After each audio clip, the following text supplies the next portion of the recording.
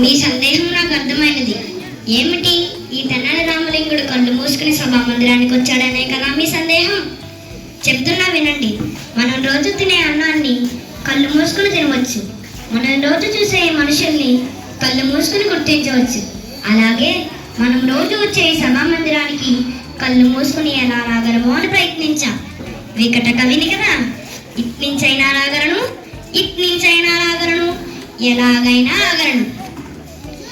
ఆంధ్రభోజ శాంతి సమరాంగణ సార్వభౌమ శ్రీకృష్ణదేవరాయ నమో నమః నమో నమః.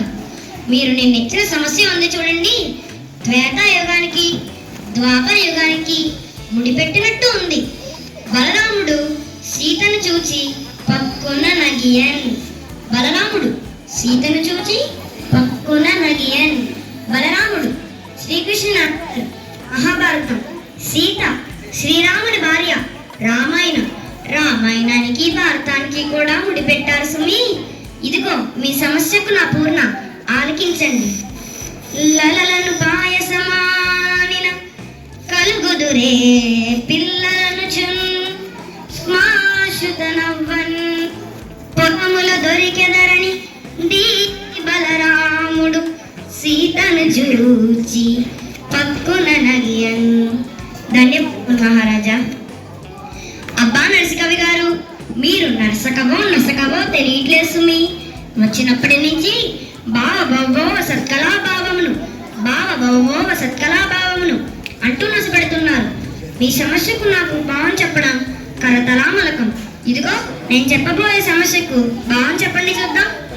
మేకతో కకుతోక మేకకు మేక, మేకతో కకుతోక తోక మేక, మేకతో కకుతోక మేకకు మేక, మేకతో కకుతోక తోక మేక, మేకతో కతోక తోక తోక మేక, మేకతో కాకుతోక తోక మేక. ఏం నరసకవి గారు, ఉలకరేం పలకరేం?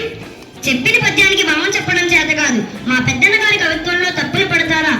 తెలియనివన్నీ తప్పులని తిక్కతనాను భావ్య మెరుంగవు పెద్దని నిరతింతు ప్రకడరా నరసా దుసా నసా బుసా కసా. ఇందాకటి నుంచి నా చేతిలో ఉన్నది ఏమిటి అని అనుకుంటున్నారు కదూ? ఇది తిలకాష్టమైష బంధనం. ఒకరోజు నేను మా బోన విజయపు సభలోనికి వెళుతుంటే పక్క రాజ్యానికి చెందిన పండితులు తాము రచించిన వేరే కవిత్వాలు ప్రదర్శిస్తున్నారు. కానీ అప్పుడు నా దగ్గర కొత్తగా రచించిన కావ్యాలేమీ లేవు. వెంటనే నేను బయటికి వెళ్ళి చూశాను. అక్కడ ఒక ఎండిన నువ్వు చెట్టు, ఒక గేదెను కట్టే తాడొకటి కనిపించింది. వెంటనే దాన్ని విరిచి ఇలా తిలకాష్టమైష బంధనంగా తయారు చేసి మా సభలోనికి ప్రవేశించాను.